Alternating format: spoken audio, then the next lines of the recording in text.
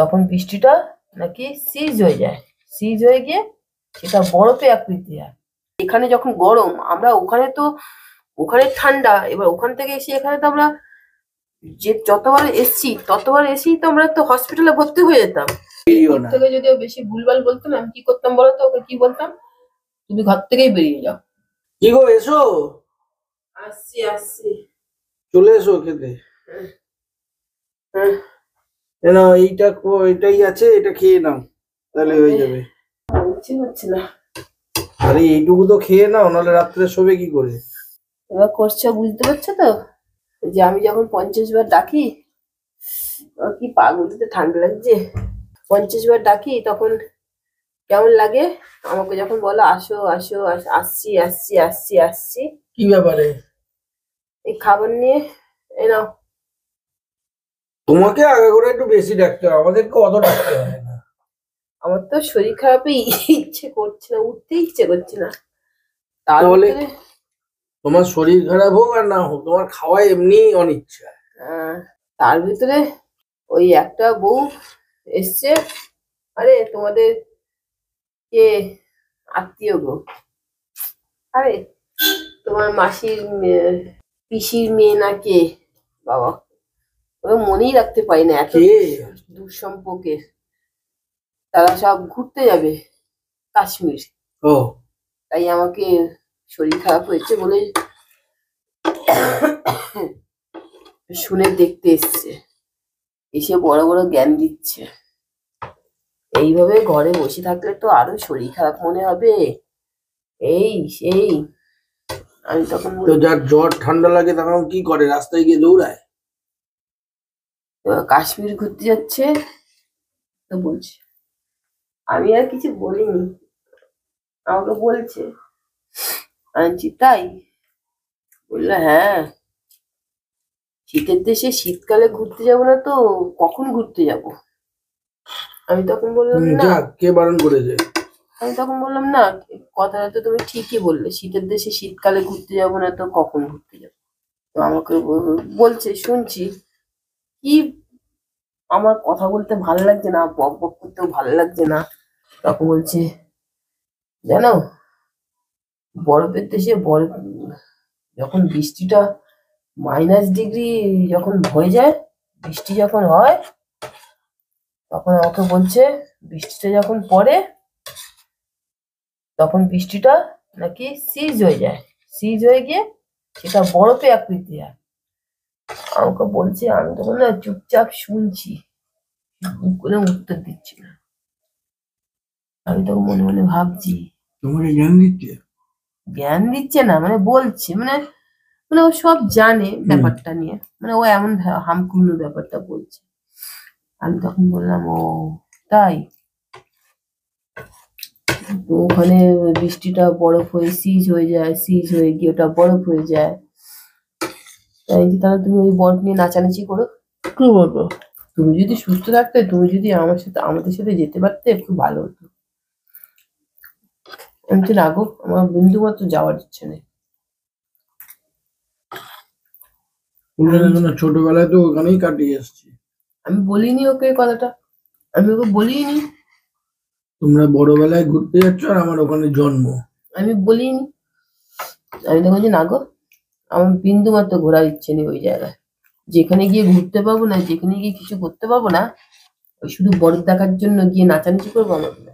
আনছি ওখানকার দেশের লোকেরা বর্ষাকালে আমাদের এখানে ঘুরতে আসবে, যখন কলকাতায় বৃষ্টিতে জল জমে তৈরি হবে তখন আসবে ঘুরতে। जिज्ञासा करो तो कोनो कश्मीरी के, जो कोलकाता में जब पानी हो जाएगा ना बरसात के महीना में, तो आप लोग आइएगा यहाँ पे घूमने। তখন থাকে কোথায়? ওরা তো এখানে আসলে পরে যারা ওই আমাদের সকালবেলা বলছি 3 মাস থাকে, মার্চ এপ্রিল মাসেই পালিয়ে যায়। তখন আনছি কেন, বর্ষাকালটাতে দেখতে খুব ভালো লাগে। আমাদের এখানে সারা রাস্তা গঙ্গা। আরে শীতের ওরা ওই সময় আসে কেন, ওই সময় যেহেতু ওখানে অত ডিগ্রি ঠান্ডা, তখন ওখান থেকে এসে এখানে শীতের ব্যবসা করে চলে যায়। এখানে তখন শীতটা মোটামুটি ওদের লাগে না সেরকম, ওদের গায়ে তখন ওটা লাগেই না। হ্যাঁ, ওরা যেহেতু অত ঠান্ডার দেশের, ওদের কাছে এই ঠান্ডাটা লাগেই। তখন আর মার্চ মাসে তখন ওদের ওখানে ঠান্ডাটা কম, তখন ওরা চলে গেল, ওরা তো এখানে ব্যবসা করতে এলো। মানে এরকম নর্মাল ওয়েদার থাকে। মার্চ মাসে তখন ওদের ওখানে এইরকম নর্মাল, আমাদের যে ঠান্ডাটা ওদের ওখানে ওই রকম, ওদের কাছে ওটা কোনো ব্যাপারই না। তাও আমাদের এখানে এর থেকেও একটু থাকে কম। হ্যাঁ, তাহলে তাও মানে এপ্রিল মেতে গিয়ে ঠিক আছে। আমরা যখন ছুটিতে আসতাম, আমরা কি ছুটিতে ডিসেম্বর মাসে আসতাম, আমার মা যখন ছুটিতে আমরা যখন আসতাম, আমরা তখন ওই ডিসেম্বর মাসের দিকে ছুটিতে আসতাম কলকাতায়। কারণ কি ডিসেম্বর মাসে আসলে কলকাতার ছুটি মানে জানুয়ারিতে আসা মানে কলকাতায় তখন ঠান্ডা, মানে আমরা আসলে এখানকার ঠান্ডাটা মানে ওখানকার ওয়েদারের সাথে এখানকার ওয়েদার মানিয়ে নিতে পারবো। এখন ওখানে যখন ওখানে অনেক ঠান্ডা, ওখানকার অনেক ঠান্ডা, তখন এখানে এসে আমরা ডিসেম্বর জানুয়ারি 2 মাস কলকাতায় এসে ছুটি কাটিয়ে গেলাম, ঠান্ডাটা আমরা মানিয়ে নিলাম। আবার ওখানে একটু কমে গেল, আবার ওখানে এটা ছিল আমাদের নিয়ম ছুটি কাটানোর।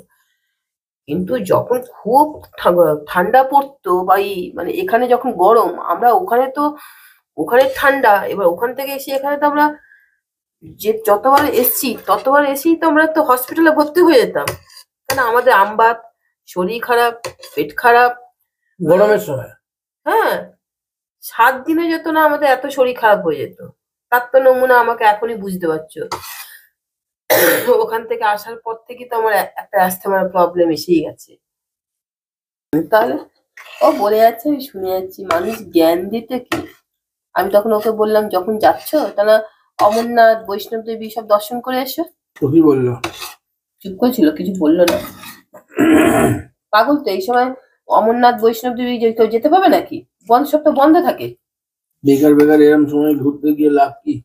ওই জায়গা যেখানে কোনো জায়গা ঘুরে আসতে পারবে না, একটা গাছের ডালের পাখি পর্যন্ত দেখা যাবে না, সব গাছগুলো কঙ্কালের মতো।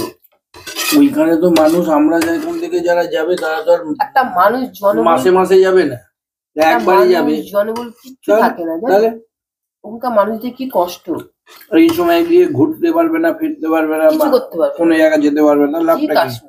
ওই ঠান্ডা উপভোগ করতে, ওই ঠান্ডা উপভোগ করতে গিয়ে সামনে দার্জিলিং আছে, দার্জিলিং গিয়ে ঘুরে আয়।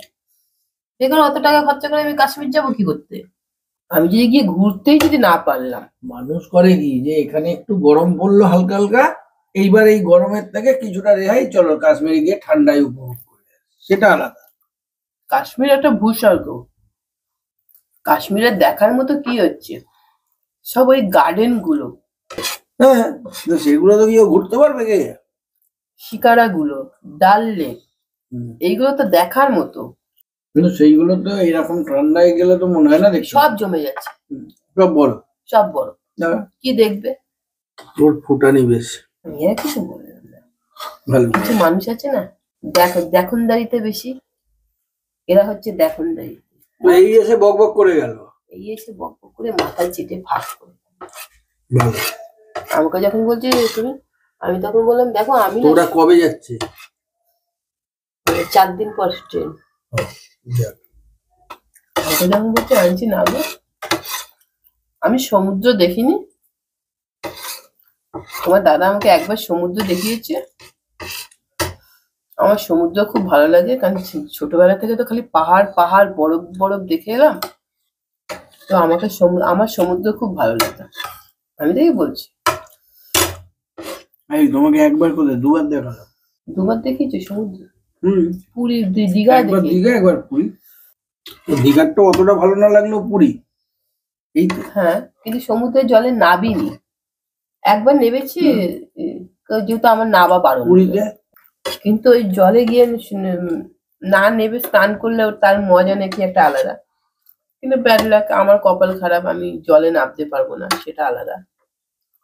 সেটা এখন পারবে না, তখন তো নামিয়েছিলাম কানে ঢাকা দিয়ে। তো ওইভাবে অতভাবে প্রোটেকশন নিয়ে নাবানো, এটা কি নাবা বলে? হ্যাঁ, নাবা তো হয়েছে। তোমাকে খেতে বারণ আছে, তুমি 1 চামচে বেশি খেতে পাবে না। খেয়েছো তো, এটা কোনো খাওয়া না, আমি ওটা বলিনি। আমি বললাম তোমার এত বারণ সত্ত্বেও তো তোমাকে নিয়ে আমি নামিয়েছি, সেটাই বল। সে তো বলছি তো, গিয়ে তো পা ডুবিয়েছি তো জলে। হুম। তো ওইটাকে জিনিস সবাই গিয়ে পুরীতে গিয়ে দীঘাতে গিয়ে জিনিস সবাই স্নান করে, না সেরকম তো করে। দীঘাতে জল না না ভাই ভালো, দীঘার জল জঘন্য। হ্যাঁ, সমুদ্রের পুরীর জল খুব ভালো লাগে, নীল, দেখতেও ভালো লাগে, দেখলেই মনে হয় স্নান করা যায়। তো যদি আবার যদি জগন্নাথ টানে তো নিশ্চয়ই, জগন্নাথের কৃপা না হলে তো যাওয়া যেতে যায়। হ্যাঁ, যাওয়া যাবে না। আমি যদি বলি পুরী যাব পুরী যাব, হবে না, মানে আমি যতটুকু জানি। দেখা যাক। তারপরে কখন গেল সব, না নিচে রয়েছে? গেছে। তারপরে বললো কি এখানে কোথায় মেলা হচ্ছে, আমাকে বললো চলো না চলো না, তুমি চলো চলো, কিচ্ছু হবে না, চলো মেলায় গিয়ে একটু ঘুরবে, ফুচকা টুচকা খাবে, আইসক্রিম খাবে, শরীর ভালো হয়ে যাবে। বলবে আমি ঘরে খাবার খেতে পারছি না, আমি আইসক্রিম খাবো, ফুচকা খুব খাবো। টানছিল আমাকে, চলো চলো একটু চলো, খুব জোরাজুরি করছিল আমাকে। আমি তখন খুব যখন জোরাজুরি করছিল তখন আমার একটু করে না মাথাটা গরম হয়ে গেছিল। আমি তখন বললাম দেখো, তুমি এসছো, নিচে গিয়ে আনন্দ ফুর্তি করো, আমাকে নিয়ে বেশি টানা হেচড়া করো না। কারণ কি তুমি আজকে এসে আমাকে জোরাজুরি করে ফুচকা আইসক্রিম এগুলো বলবে, খাবে, খাওয়াবে, তো তারপর তাতে কি হবে বলো তো? ধরো আমি অন্য কোনো মহিলা হলে লোভে পড়ে খেয়ে নেবে, আমি সেই ধরনের মহিলা না। তাহলে কষ্টটা পেলে আমি পাবো, আর কষ্টটা পেলে তোমার দাদা পাবে। তুমি কিন্তু মাঝরাতে এসে হুম। আমাকে দেখবে না। আমার তখন মাথাটা খুব গরম হয়ে গেছিল বলে না আমি ক্যাট ক্যাট করে হ্যাঁ, কথাটা বলে এটা দিয়েছি। পরিষ্কার বলতে হয়, আবার কি? তোমার ঘোরার খুব ইচ্ছে, তোমারই তুমি যাও ঘোরো, আমাকে এইসব বলো না, তোমার দাদা শুনলে রাগ করবে। তুমি তুমি এখন নিচে চলে যাও। হুম। কারণ আমার তখন সেই সময় মাথাটা এতটাই গরম হয়ে গেছিল না, আমি বাধ্য হয়ে অনেকক্ষণ ধরে চেপেছিলাম, ওর ভাটের কথাগুলো শুনছিলাম, আর বলছিল, বলাতে আমি বললাম তুমি যাও। হ্যাঁ তোমার চোখ মুখ বসে গেছে, তোমার চোখের তলা কালি পড়ে গেছে। আমি তখন বললাম হ্যাঁ আমার চোখের তলা কালি পড়ে গেছে, চোখ মুখ বসে গেছে। আমি তো আবার বিয়ের পিড়িতে গিয়ে বসছি, ওই জন্য কালকে গিয়ে আমি সবকিছু ঠিকঠাক করে আসবো, তুমি যাও। এই করে ওকে করেছে। কারণ আমি জানি এর থেকে বেশি যদি ও আরো যদি মানে মাথা চাটে আমার, আমার পুরো তার কেটে যাবে। বেকার বক বক করতে। আরো তার কেটে যাবে, তার কেটে গেলে আমি ভুলভাল বলে দেবো, তারপরে অশান্তি। না, তুমি বড়, তুমি ভুলভাল বলবে কেন, গুছিয়ে কথা বলে দেবে, এই যে বলে দিলে একদম ঠিকঠাক। আর দেখবে যখন আয়ত্তের বাইরে তখন পরিষ্কার বলে দেবে যে দেখো ভাই, তুমি আমায় বলছো বলছো, তোমার দাদা শুনলে কিন্তু রাগ করবে, তুমি এবার তোমার মতন এ করো, আমাকে আমি নিয়ে ভিড়িও ওর না। থেকে যদি ও বেশি ভুলভাল বলতো না, আমি কি করতাম বলতো? ওকে কি বলতাম, তুমি ঘর থেকেই বেরিয়ে যাও। আমি একটা কথা জানি, এই তুমি ঘর থেকে বেরিয়ে যাও। কি বলার দরকার আছে তোমার ওইভাবে খারাপ হয়? তুমি আমার কথা দিয়ে বলবে যে তোমার এইগুলো বলো না, এইসব কথা বাদ দিয়ে অন্য গল্প করো, তোমার দাদা শুনলে কিন্তু রাগ করবে। ও এলে আমি এগুলো বলবো, বললেই ও রেগে যাবে, তখন তোমায় 10টা বাজে কথা বলবে কিন্তু। তাহলে দেখবে তো বন্ধুরা, আজকে ঘরে ছিলাম, চুপচাপই ছিলাম, একেতে শরীর ভালো না। আজকে ঘরে তোমরা ছিলে মানে তুমি তো ঘরেই আছো এখন কদিন, শরীর খারাপ কয়েকদিন ধরে তোমরাও দেখছো শরীর একদমই ভালো না, সেটা তো মুখ চোখ দেখেই বুঝতে পারছো। তার উপরে এসে যদি কেউ যদি এরকম আলতু ফালতু কথা বলে, মানে তাতে কি হয় বলতো, আরো মাথাটা গরম হয়ে যায়। এদের এইরকম লোকেদের সাথে বা এইরকম মহিলাদের সাথে কি উত্তর দেবো তাদের? তো আমি যতক্ষণ পারি না চুপ থাকার চেষ্টা করি, আর যখন পারি না তখন ও যেমনি বলে যে, তুমি বলবে যে, তোমার বলে দেবে যে তোর দাদা পছন্দ করবে না, নাহলে তুই আমার সাথে বেশি বলবি। আমি অত না মানে কি করে মানে কি বলবো, মুখে মধুর বাণী বলেও বলতে পারি না। আমার যখন পুরো তার কেটে যায় তখন আমি একটাই কথা বলি, এই যে ঘর থেকে বেরিয়ে যাও তো, আমার এখন মাথা গরম হয়ে যাচ্ছে, তুমি ঘর থেকে বেরিয়ে যাও, পরে মাথা ঠান্ডা হলে তুমি আসবে। একদম, মানে যখন আমার তারটা কেটে যায়। তো আজকে মানে ওই অতটা তারটা কাটতে একটুখানি বাকি ছিল, চুপ করে সহ্য করছিলাম, কেন শরীরটা খুবই ডাউন।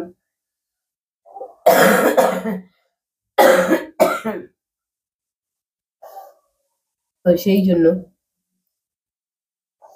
আমি জানি এরকম অনেক বাড়িতে এরকম কিছু কিছু মহিলা থাকে, আত্মীয় স্বজন বিশেষ করে। তো ওই জন্য আর বেশি কিছু বলবো না, কারণ কষ্টটা পেলে তো বিশেষ করে বাড়ির যে স্বামীরা থাকে বা বাড়ির যে বউরা থাকে তারাই কষ্টটা পায়, যদি দুজনের মধ্যে শরীর খারাপ কারোর যদি হয়, তাই না? তো এখন তো সব থেকে বেশি ভুক্তভোগী ওই, সেটা আমারও খুবই খারাপ লাগছে যে আমি কিছুই করতে পারছি না। জানি না আর কতদিন এইভাবে থাকবো। তো আমিও চেষ্টা করছি তাড়াতাড়ি করে সুস্থ হয়ে ওঠার। তো যাই হোক, আর বেশি কথা বলবো না, খাবারটা একদম শেষ হয়ে এসছে, খেয়ে নি। তো দেখা হচ্ছে আগামীকাল ঠিক দুপুর 12টার সময়। নমস্কার।